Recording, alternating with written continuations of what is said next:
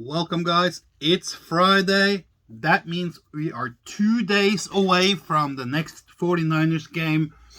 A game that is huge in so many ways.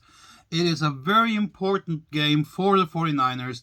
It is a do or die kind of game. We need to win. We have to win. Not just to be able to stay alive in this playoff situation that is kind of like fading away from us, but we have one more chance. But that means we have, and I know this might sound like an impossible task. Maybe not the Bears. We have the team to beat the Bears. We should beat the Bears. If we don't, then something is fundamentally wrong. If we beat the Bears and we can go from there and then beat the Cardinals and the Rams, then we have a sliver of hope, a small, microscopic, small chance of hitting the playoffs this year. If we lose against the Bears, forget about it. There's no chance in hell we are going to go to the playoffs if we lose for the Bears. Whew. So it's a big game. It's played on Sunday. It's in Chicago.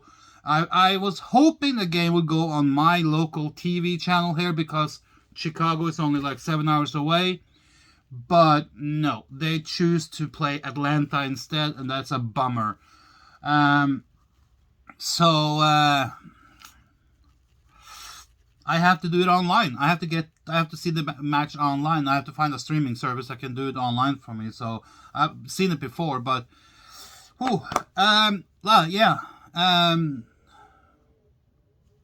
it seems like, and it looks like, that Jimmy Garoppolo is still the starting quarterback for the Bears game. I don't know if that's because Trey Lance is not 100% yet, or if that's Kyle Shanahan still insisting on playing the turnover machine. And basically the worst QB we have right now. I will say, even with his lack of experience, Trey Lance is the better option.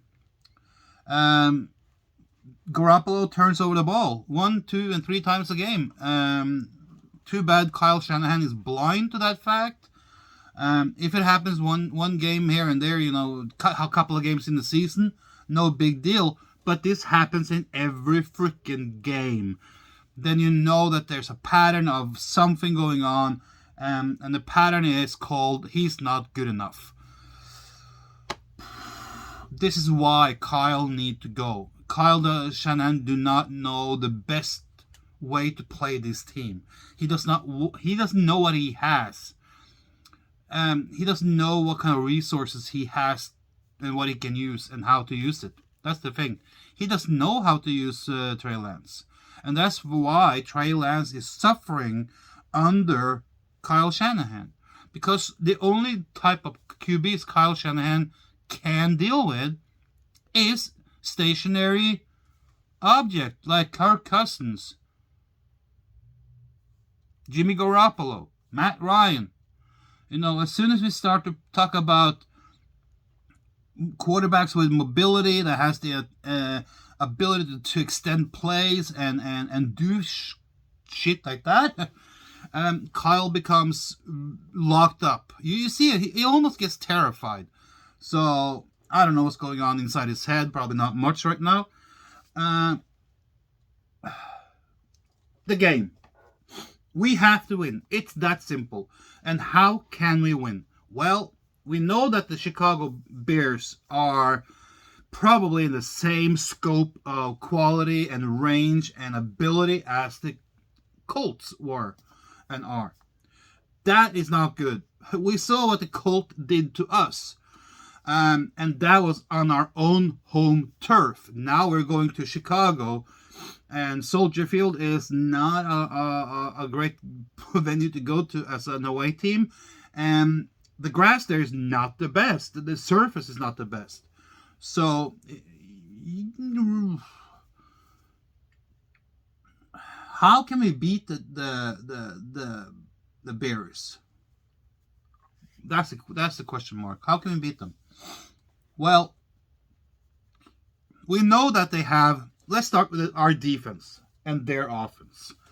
We know that they don't have the strongest QB right now. Justin Fields is almost like Jimmy Garoppolo, if not worse. So we know that if we put pressure on their cornerbacks and put pressure on their if our cornerbacks put pressure on their wide receivers, and our defense is putting pressure on their tight ends and the receivers in general, they would have to, because of Fields.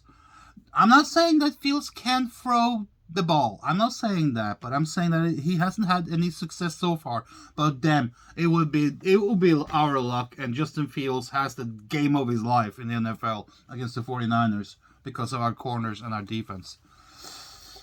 That would not surprise me though if it happened. But that's what I'm saying. Our defense has to be it. Our defense has to show up, and we have to just say, okay, we're going to shut down their throwing game. We're going to force them to run the ball. And if we do, we have a chance. Because I tell you, the longer we can keep the ball in Justin Fields' hands, the better it is. The more window we give him and the shorter time we give our defense to deal with things, the worse it is for us. So our defense has to be smash mouth from the first whistle to the last whistle. There's no excuse. The defense has to show up. This game will be won by our defense if we're going to win it. If we're going to win this game, it has to be our defense. Because apparently our offense is not good enough to win a game. We're just good enough to put a few points on the board, but we're not good enough to win the game. So our defense has to show up, and we have to shut down the Bears. We can only allow the Bears to score a maximum of 10 points.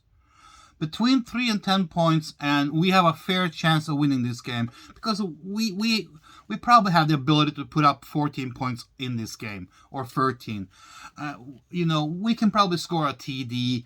We can probably score a couple of field goals. That's probably in our range right now.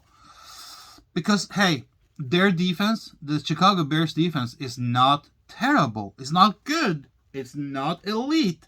But it's not terrible.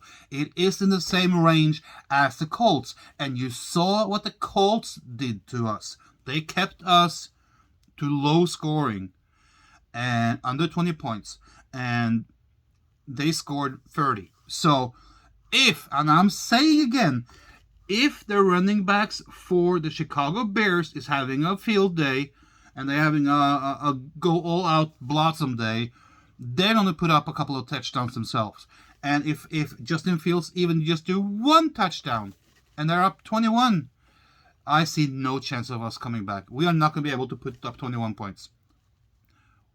How far do you have to go back to see we put up 21 points? Packers game? Isn't that it?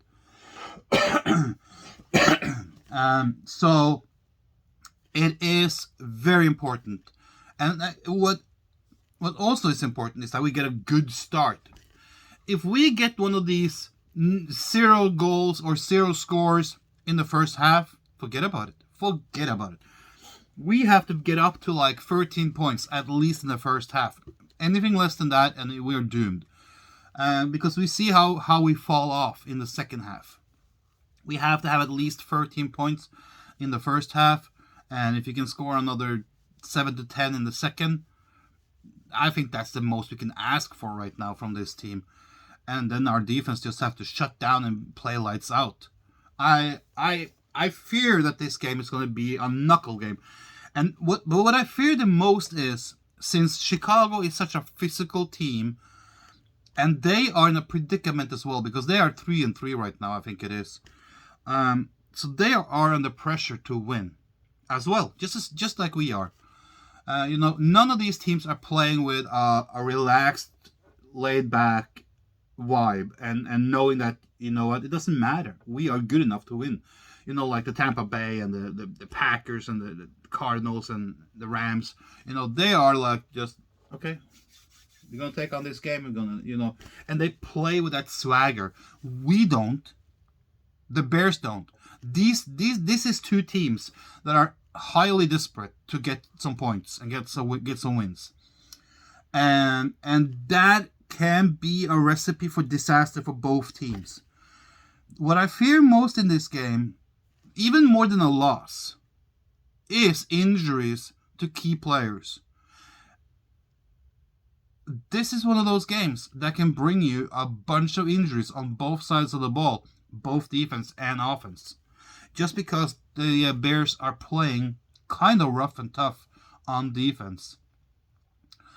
And you know what that means? We have to give it all, and that opens up things for injuries. And if we get injuries to our defense now, especially in the secondary, that will be devastating. Any injury to the secondary, a safety or a corner or something like that, would be extremely devastating. Even a injury to a edge rusher or a linebacker, of course, would be devastating. Any injury to our defense would really more likely end our season right there. We're a little bit more packed and we have some more options on offense. So if we get an injury on offense, like to a receiver or something like that, at least we have a little bit to choose from. But it doesn't take much there either. If we get a couple of injuries, like let's say a receiver and maybe one on the O-line, oh lordy. If we get it on the O-line, forget about it. And I just fear this game. This game has it all written over it. Tough, rough, and a lot of pain. I see a lot of pain in this game. I just hope we can pull off a win. And when I say hope, because I'm not sure. I am absolutely not sure if we are good enough to win this game. I hope we are. But I have to be realistic too. I as a fan, I can speak with my heart and all that stuff. And, I want us to win like 27-10 or 24-10, something like that. Of course, that would be perfect. But my gut feeling and my more moderate way of thinking and more looking at it from the outside and having a little bit more objective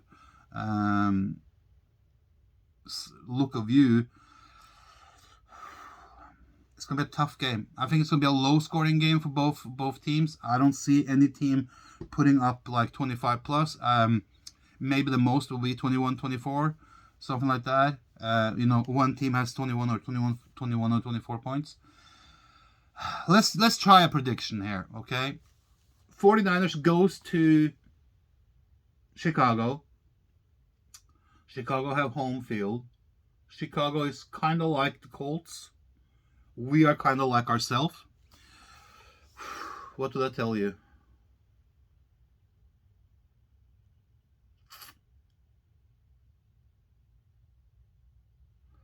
Oy. My prediction is 49ers 17. That means 2 touchdowns and a field goal. 49ers 17. Chicago Bears 21. I think they get 3 touchdowns. I hate to say it, but this is what my gut feeling is telling me. And most of the time my gut feeling is right. Just because we're starting Jimmy G, I can see a pick 6 coming in this game, because the defense for the Bears is on the same par and the same level as the Colts. And you saw what the defense for the Colts did to us.